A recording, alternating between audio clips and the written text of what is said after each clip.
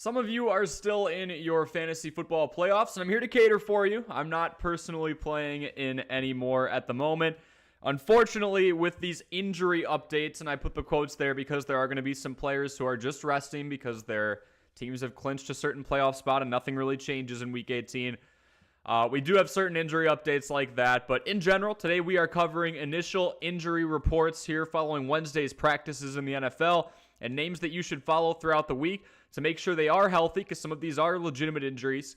And then, as always, I will open up the floor to questions before we get going. Of course, first order of business, we do have a couple of links in the description that I'd love for you to click on and explore. First one is our Armchair Fantasy Football merchandise. You can get high-quality sweatshirts. There's a bucket hat. There's a mug. There's the T-shirts. 30-day return policy if you're not satisfied at all. Highly recommend you check those out and join the Armchair Army. And then we do have the Discord link. That one's probably even more important because especially in the off season, if you have any questions or any real-time questions that maybe I haven't posted in a day or two and I'm not able to see right away on YouTube, you can toss them in the Discord. The Discord is completely free if you just hit it in the description and join in, and we can chat there. We've got a general chat. We're talking about start and sit decisions. We're talking about possible trades. I do different announcements. I let you know I'm going to stream before I stream, so you can get dibs and get in here and get your questions answered sooner than later. All that good stuff. So again, we've got the merchandise in the description, and we have the Discord in the description as well. I see MA Football Guy or Andy is here saying, Corey, man, can't wait for your Dynasty content. We are on the brink of it, Andy, and actually we already have some Dynasty content in the form of YouTube Shorts. I've been doing a free agent a day. I'm going to start doing like some rewinds or history look backs at some of the better fantasy performances we've ever seen. I've got a really fun one coming out tomorrow with honestly some wild stats. So if you're a fantasy junkie like I am, if you want this stuff round the clock, I'll be feeding you content all the way through the 2024 offseason, specifically Dynasty content, to make sure you're getting really a head start on researching these rookies ahead of the NFL draft. We're going to go crazy in April once the draft is done too in terms of rookie rankings. We'll be doing a lot of different content here. And of course, if you ever have any suggestions for what you would like to see, you comment that as well. All right. Andy's saying, got Zay Flowers in the mid-rounds for Dynasty. That's a good pickup for sure. Again, in Dynasty, we want that young talent. We want somebody where we can look at them and say in 5 years, I think they might even be better, right? Or taking the league by storm. So, without further ado, we will go over our injury updates for Week 18. Again, some of these are rests. The majority are legitimate injuries.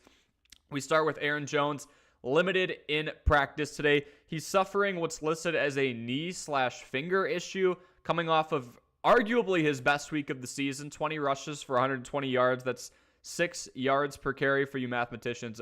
Looking like himself again. He pulled a hammy in Week 1 in a 38-20 victory against the Bears. And since then, Aaron Jones has looked extremely sharp. So he's got a knee/finger issue. Look, the Packers season's on the line right now. It's a win and you're guaranteed in scenario. If they lose, they need some help. But if they can beat their division rivals in the Bears at home, I'm not sure I see Aaron Jones missing this. 29-year-old running back. Not sure how many more of these consequential games specifically for the Packers he's going to get. So keep an eye on Aaron Jones, especially with how efficient he's been. Be ready to stream. I would bet on him doing well unless we see anything crazy, right? A.J. Dillon, staying on the Packers, did not practice today. Thumb and neck injury, a bit more of a serious situation for Dillon. A.J. Dillon, not very efficient this year, hovering around 3.5 yards per carry, right? He's your punch-it-in, short yardage back. He's involved in the brotherly, or what is it? It's the love shove. That's what they call it in Green Bay. Yeah, so he's involved in that, involved in your goal-to-go situations, might poach or vulture a touchdown here or there. I will note, regarding Aaron Jones and A.J. Dillon, their opposition, Chicago, allowing just 3.7 yards per carry. That's the third lowest mark in the NFL. Their opposition is strong. Green Bay is favored by a field goal, so if you want to play the game script game, of course, if this team is up, if they're dominating the Bears, as they usually do, down the stretch, they could be getting more action. But again, Aaron Jones, limited in practice today. Knee/finger issue, doesn't look too serious. I'd bet on him being in, but monitor it. A.J. Dillon, no practice today. Bright side, it's still a Wednesday, so there's plenty of time, right? I believe it's a 3:25 game against the Bears. I would bet on the majority of the Packers. I see Jaden Reed's technically hurt too. Majority of these starters going. They're just being cautious early on in the week. But monitor them for sure. Make sure they're practicing Friday into Saturday. They look well. We go over to Kansas City. Isaiah Pacheco did miss practice today. Efficient pass catching back in year number 2 of this Chiefs offense. Game script wise, obviously this does favor Pacheco. It is the Chiefs and Chargers. The Chargers were one of the most vulnerable run defenses in the entire league earlier this year. They've actually come down to earth. They're just allowing 4.1 yards per carry. So around the middle of the pack, brotherly shove. They call it the love shove here. But yeah, Isaiah Pacheco in a decent spot going up against a Chargers team that really hasn't been able to hold the ball on offense in general a whole lot. We go over to Los Angeles, and this is what I'm kind of talking about with why I personally don't, or I try and avoid playing fantasy football into the final week. We've got some resters. We have Matthew Stafford. That one's not too hard hitting, I guess. You can replace him. But Kyron Williams and Cooper Kupp are sitting in Week 18. I haven't heard anything about Puka Nacua yet. Kyron and Puka, you folks could make an argument that they are the fantasy MVPs this year. Obviously, they weren't the number one in their position. They're pretty dang close, but I would call them the MVPs because how they performed compared to their value, big gap there, right? Big gap from their value at the beginning of the season to where they are now. So if you picked up Kyron in like the 20th round like I did, or you picked him up off waivers like I did in another league, yeah, you're feeling pretty good. Same thing with Puka. The Rams do have their playoff spot locked down. That's why we're seeing a situation like this. No, they're not the number one seed, but they can't move or deviate beyond where they are at the moment. In case you're wondering, for streamers on this team, if you can't find another available starting running back, the fill-ins, it looks like it's going to be Ronnie Rivers and Royce Freeman. Still looking to see if there's a specific order in terms of who would get the majority of the workload. And under center, Carson Wentz. Didn't know if I would see him start a game again. I know there's definitely a quarterback vacancy out there right now. Joe Flacco got a job. He's doing pretty well. Carson Wentz is going to have a shot to show what he has, all right? We go over to Kansas City again, folks, going over the injuries in Week 18. And then if you have any questions, I will answer those immediately as well. Any Dynasty Fantasy Football questions, anything related to Week 18, any advice, you want to brag about how you did this season, I'm here to talk, right? All right, so make sure you leave a like and subscribe again if you haven't already. We're on the road to 900. We are 8. We are 12 away. I would like to be 8 away by the end of this. All right, we go over to Miami. Tyreek Hill, limited in practice today. Obviously, that big, essentially AFC East title game coming up between the Dolphins and the Bills. Hill is nursing an ankle injury. There was also a fire at his house. Luckily, no one was harmed. I just saw that report, and Underdog reported on it as well. A fire at Tyreek Hill's house. Everybody seems to be fine. They're probably just taking, again, Wednesday, even Thursday a little bit is where teams are really going to be cautious, and then they want to gear their guys up towards the end of the week. You might see some players not even be in practice the whole week and then end up playing. That's why it's really important to pay attention to these reports and try and find out what the severity of these injuries is.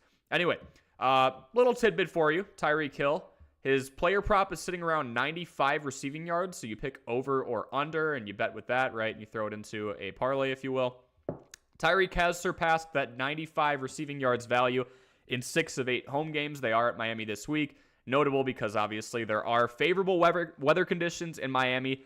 That could mean a shootout, lots of down the field passes, an air raid, whatever you want to call it. All right, and then we have Keenan Allen is likely shut down for the year, and Joshua Palmer limited in practice as well. I guess you can make the argument there's somewhat of a pass-heavy scheme going on in Los Angeles with the Chargers, mostly because they're losing a lot of games. I mean, you could say that about a select few teams, right? You could talk about the Cardinals.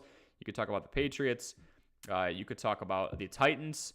The offense of the Chargers, as gutted as it is not really something that excites me a whole lot, if we're being honest. We look here. I mean, you kind of heard me talk about this yesterday if you were on the stream, but if we look at the Chargers, kind of the definition of limping to the finish. Obviously, Justin Herbert shut down for the year. Keenan Allen, questionable. It's looking like he'll be done. Joshua Palmer, questionable. Mike Williams on the IR. So essentially we could have Quentin Johnston and Gerald Everett and some of the O-line. This is a bruised up team. I feel like they're cursed. I honestly feel like this happens every single year. But yeah, so that is what we have going on there. Probably going to see Keenan Allen shut down. We're not too sure about Joshua Palmer just yet. Maybe he wants to get some reps. But tough matchup against the Chiefs. Will not deny that. Reduced passing game with Herbert out. It's Easton Stick at the moment for the last few weeks, and that's how they're going to finish the season, presumably. We go over to New Orleans. A little more critical here. Some players that are probably more on your radar. Alvin Kamara does not practice this week so far. Again, only Wednesday. And Chris Olave limited in today's practice. Again, I'm kind of going to just gauge this scenario as the Saints need a win and some help. Their playoff hopes are not dead, despite the fact a lot of people would probably call this or chalk it up to a disappointing season.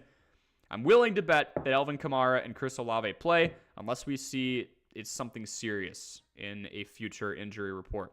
Devon Achane, limited to start. I should have just grouped him with Tyreek Hill. My apologies. Devon Achane, limited to start Week 18 preparation against the Bills. Talking about Achane specifically because Raheem Mostert is going to be sidelined. All right, so Mostert's sidelined, somebody with over 20 touchdowns this year, and getting into an arms race with Christian McCaffrey for the touchdowns lead.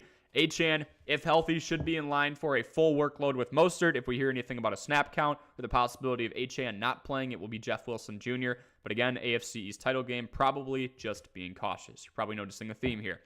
And then we go over to the situation in Jacksonville. Christian Kirk and Zay Jones are limited in practice today.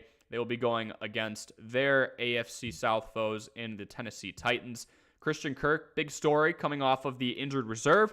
Could impact Calvin Ridley's value. We have seen, and I'll go here, we have seen a decent amount of uptick in Ridley's value so far.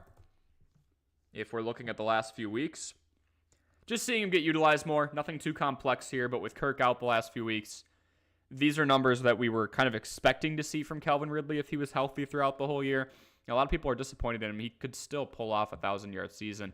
But, some quiet days in here. Not too happy about this or this or this. But, yeah, Calvin Ridley might see a decrease in usage. This Jaguars team in general is one I really want to watch. I think it's more crucial than the Chargers because I don't think anyone's arguing with me here. There's more healthy talent. Trevor Lawrence being out could impact some of you. Anybody else, really, on this offense being out or in could have a ripple effect on the rest of the offense. So Travis Etienne looks like he'll be good. But Ridley's value could really be impacted by Kirk or Zay Jones coming back and playing. So just something to kind of keep an eye on there. MA Football Guy saying, Love Shove's kind of funny. I agree. I think it's a good name. And we also have a little tidbit on the Tennessee Titans. Their defense allowing 224 passing yards per game. I think that's deceivingly low. It probably should be more, but when you look at game script, the Titans have lost a lot. So their opposition probably running a bit more than they otherwise would if they weren't so good. All right, folks, those are your Week 18 injury updates. Kind of a short one here. If you have any questions, pop them in the chat once we're off the live. Highly, highly, highly suggest that you go into the description right now, and if you're not checking out our merch, hit that second link and get into the Discord. That is how I answer your questions, your pressing questions in live fashion. All right, folks, I hope you have a wonderful evening. Any questions, you know where to find me. New YouTube short going up tomorrow. We got one today, actually, on another free agent. Dynasty content ramping up in pretty rapid fashion very soon. So I hope you all have a wonderful night. Let me know if you need anything, comment anything. I'm here for you always.